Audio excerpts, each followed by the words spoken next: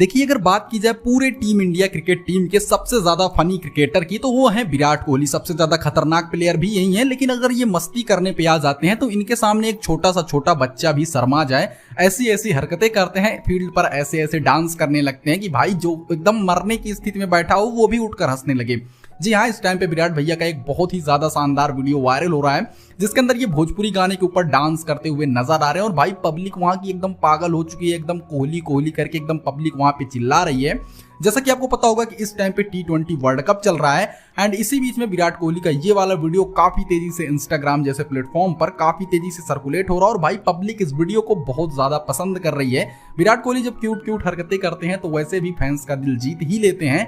फिलहाल अभी तक तो इस वर्ल्ड कप में भाई बहुत ज्यादा मजा आ चुका है, हमारी टीम इंडिया बहुत शानदार तरीके से आगे बढ़ रही है और उसी में ऐसे वीडियोस आते हैं तो उनको देखकर बहुत ज्यादा खुशी मिलती है।